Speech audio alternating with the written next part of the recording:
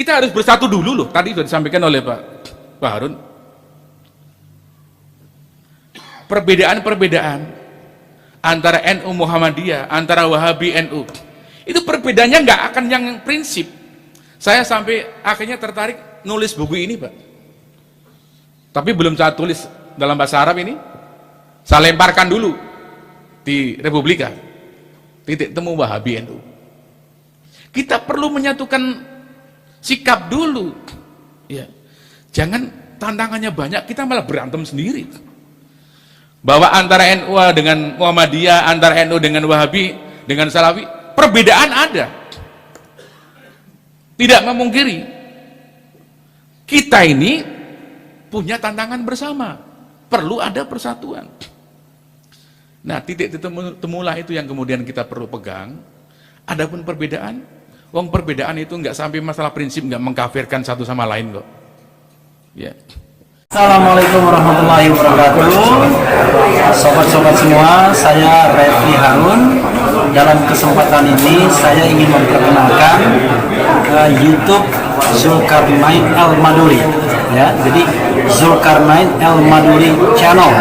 Banyak kajian tentang sunnah. Mudah-mudahan sobat-sobat semua berkenan untuk mampir ke channel ini ya, untuk kebaikan kita bersama. Wassalamualaikum warahmatullahi wabarakatuh. Bismillahirrahmanirrahim. Assalamualaikum warahmatullahi wabarakatuh. Alhamdulillahi rabbil alamin.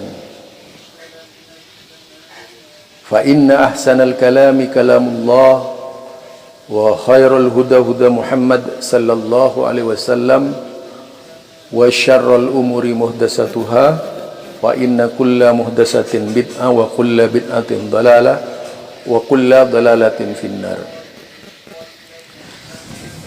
Kembali bersama saya Zulkarnain Al-Maduri, yang tak asing dengan sorotan, kritikan, walaupun bermacam-macam tanggapannya. Ada yang mudah mengumbar marah, ada yang menganggap menghina, ada yang menganggap mencaci. Bedakan antara yang menghina dan yang tidak menghina itu seperti apa itu. Tetapi begini, kalau sudah mengkritisi kelompok lain yang merasa mayoritas, biasanya mereka selalu memunculkan kalimat-kalimat haters. Yaitu misalnya ketika mengkritisi menghina. Menghina itu misalnya seperti yang dikatakan Idrus Ramli, itu pasti sudah menghina karena kalimatnya apa? Disuruh mengutuk, disuruh melaknat, mengkafirkan dan sebagainya terhadap Wahabi itu. Dan biasanya makhluk seperti Idrus Ramli itu tidak akan pernah sadar karena itu doktrin. Saya katakan dulu saya itu membaca doktrin dari yaitu situs resmi Nahdlatul Ulama sejak tahun 2014 itu saya sudah baca. Pada waktu saya menjadi penulis artikel-artikel anti Syiah itu sudah banyak yang dibaca itu. Banyak sekali yang dibaca. Nah, di dalam situs resmi NU ini yang diangkat berkaitan dengan Wahabi, tidak pernah menyentuh Syiah gitu. Jadi Wahabi terus. Artinya secara sentralistik situs resmi itu sudah menjadi panduan seluruh warganya di Indonesia untuk membenci Wahabi gitu. Walaupun ada 1, 2, 3 orang yang konsisten seperti misalnya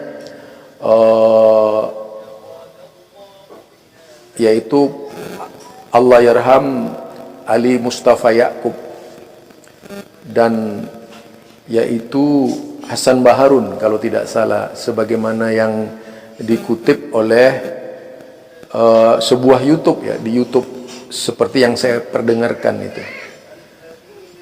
Kalau Ali Mustafa Yaakob meskipun alumni Jombang, pesantren Jombang, beliau itu lebih cerdas. Ya beda dengan muridnya yang bernama Dr. Rozi itu. Jadi antara guru dan murid bersimpang jalan di dalam memahami karakteristik dakwah gitu. Satu yang dianut oleh Dr. Rozi itu lebih pada bentuk ketidakmampuannya di dalam manajemen kata, sehingga sering mengeluarkan kata-kata hujatan juga terhadap Wahabi, termasuk sok hebat mengkritisi Syekhul Islam Ibnu Taimiyah, mengkritisi murid-muridnya gitu dan sebagainya, termasuk mengkritisi Syekh Muhammad bin Abdul Wahab.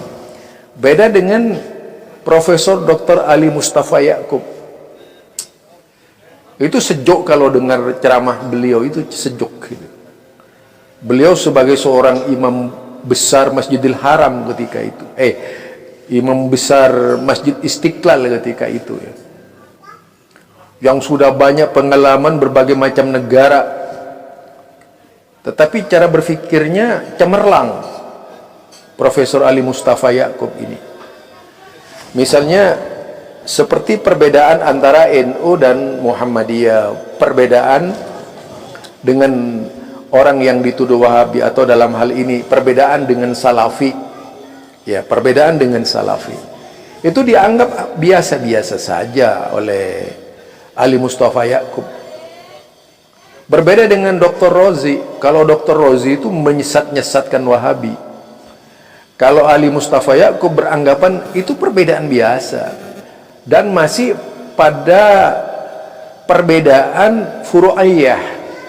Nah, begitu cara berfikirnya Ali Mustafa Yaakob. Berbeda jauh kan dengan muridnya Dr. Rozi yang suka menghina Wahabi gitu. Tentunya jauh beda lah antara langit dan bumi. Padahal kalau kita lihat Profesor Ali Mustafa Yaakob ini pemegang sanad Imam Bukhari, pemegang sanad Imam Muslim itu.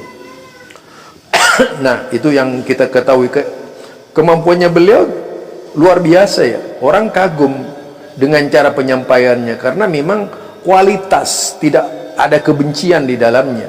Berbeda dengan mereka yang didoktrin mati-matian, didoktrin makan doktrin, kemudian gemuk dan besar secara doktrin.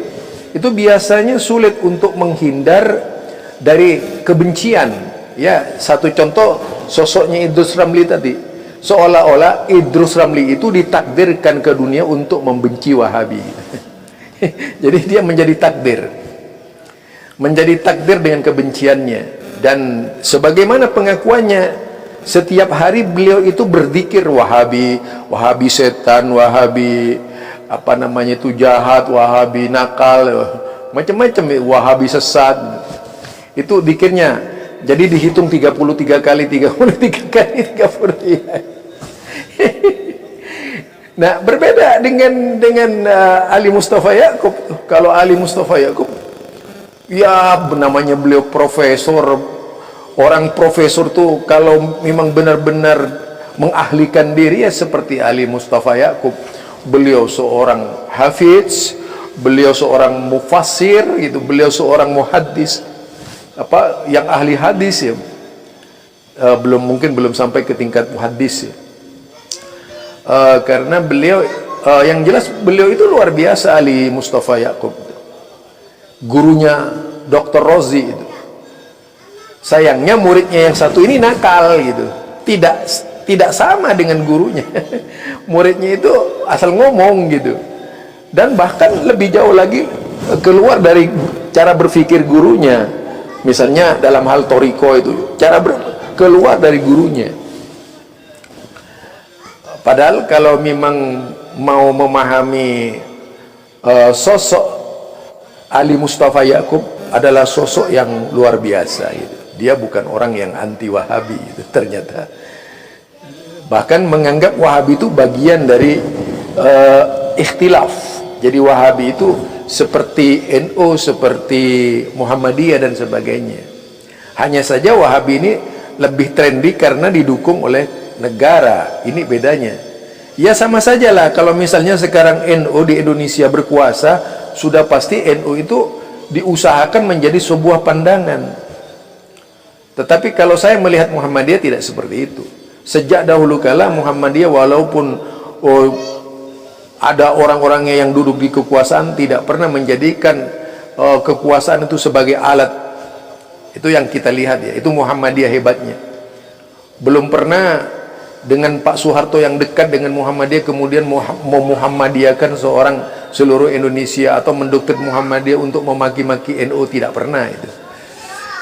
Demikian juga di zamannya Bung Karno, kita tahu Bung Karno itu adalah salah satu pengurus pimpinan Muhammadiyah ya, yang juga kalau tidak salah beliau itu anggota yang sering bayar. Ini mulai sejak sebelum menjadi presiden, orang yang paling banyak bertengger di dakwah-dakwah Muhammadiyah. Apalagi kedekatannya dengan Bapak Natsir, kedekatannya dengan Bapak Safruddin dan sebagainya, itu luar biasa Bung Karno ketika itu dalam berbagai kiat-kiatnya. Nah, ini yang membedakan antara Dr. Rozi dengan Ali Mustafa Yaakob, antara Idrus Ramli dengan Profesor Ali Mustafa Yaakob. Yang jelas Profesor Dr. Ali Mustafa Yaakob memang benar-benar terdidik gitu. Ya, beliau itu hebat, segalanya bisa. Kalau saya katakan bisa. Ya, jadi imam luar biasa dia kan. Kagum saya dengan dia itu. Walaupun berbeda pemahaman itu, tapi ya tak separah yang lainnya. Kalau yang lainnya kan kalau berbeda ini dijadikan perbedaan titik tolak untuk membenci gitu. Menjadi penyakit akut yang sulit disembuhkan dan dikeluarkan dari hatinya. Menjadi kotoran yang luar biasa di dalam hatinya, sehingga sulit untuk bisa diterjemahkan ke dalam bahasa sosial gitu. Sehingga tidak lagi bersikap sosial. Sosialnya pun mengerucut hanya pada kelompoknya tertentu dan mudah tersinggung. Mudah tersinggung. Begitu tersinggung sedikit sudah tidak bisa mengendalikan diri gitu. Ya, contoh arogansi yang nampak kalau kita lihat dari kelompok ini, contoh yang paling nampak pembubaran pengajian karena tidak sejalan dengan cara berpikirnya gitu. Itu dianggap bahwa yang negara menganut teriak-teriak paling NKRI, teriak-teriak paling demokrasi, teriak-teriak paling Pancasilais, ternyata kaku banget itu di dalam menerapkan NKRI, demokrasi, Pancasilais itu hanya bersifat omong kosong itu ya. Nah, ini dari saya Zulkarnain El-Maduri. Mudah-mudahan semuanya memang benar-benar berangkat dari hati suci ya, di dalam memahami setiap sesuatu yang datang. Jadi Profesor Ali Mustafa Yaakob itu adalah salah satu ciri dari sosok insan yang sempurna di dalam memahamkan agama. Walaupun berasal dari pendidikan tradisional, beliau luar biasa di dalam membahas. Karena saya mengikuti terus itu perkataan Ali Mustafa Yaakob, jauh beda dengan Ar-Razi itu, jauh beda.